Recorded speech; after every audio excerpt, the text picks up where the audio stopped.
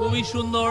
এটা আমরা এর আগে যেটা হতো যে আমরাও এই মধ্য ঢাকার অনেক দূরে থাকতাম, এই নর্থ ঢাকায় থাকতাম। তো আমরা এবার বেলি রোডে এসেছি। তো আমি আর আমার ওয়াইফ খুব সকালে এসে এই গান শুনছি, কবিতা শুনছি, খুব ভালো লাগছে। এইটা সবাইকে নববর্ষের শুভেচ্ছা এবং সুন্দর একটা দিন। আমরা সবাই একসাথে দেখেছেন তো, সবাই একটা মিলন মেলা হয়েছে এবং খুবই সুন্দর হচ্ছে প্রোগ্রাম। এটা তো আপনি দেখেছেন এবারের আমরা যে নববর্ষর যে সেলিব্রেশন কত ইনক্লুসিভ হয়েছে। আমাদের যারা পাহাড়ি জাতিগোষ্ঠী আছেন, ভাই বোন আছেন, তাদের জন্য এবার চৈত্র সংক্রান্তির একটা আমরা আলাদা পাহাড়ি কেন সমতলীয় জাতিগোষ্ঠী সবার জন্য এবার চৈত্র সংক্রান্তির এবার একটা ছুটি, এক্সট্রা ছুটি পেয়েছেন।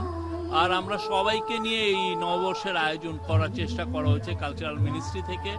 এবং আমি বলবো যে নতুন বাংলাদেশের নতুন শুরু, সবাই মিলে আমরা যে শুরুটা করলাম, যে দেখেন সবাইকে, আমাদের যারা বিশু, বিজু, সংক্রান্ত, সবাই মিলে এটা পুরো আমাদের বৈশাখ সব মিলে একাকার হয়ে গেছে। এবং এটা খুবই, আমি বলবো যে একটা মহৎ একটা উদ্যোগ। আমাদের যে একটা অনেক দূরের, আমরা অনেক সময় মনে হতো না ওরা আমাদের দূরের, আমরা চাই সবাই এক হোক।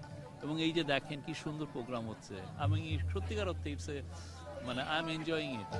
না, আমরা তো বাঙালি, আমরা হিন্দু, মুসলিম, বৌদ্ধ, খ্রিস্টান, পাহাড়ি সবাই একসাথে মিলেই থাকাটা এই দেশের সবসময়ই ছিল। সেভাবেই যেন আমরা থাকতে পারি সেই আশা।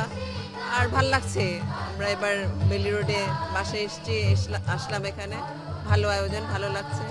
দেশটা ভালো থাকুক, ভালো হোক সব কিছু, সৎ চিন্তা, সৎ কর্মে সব মানুষ এগিয়ে যাক, এটাই আশা।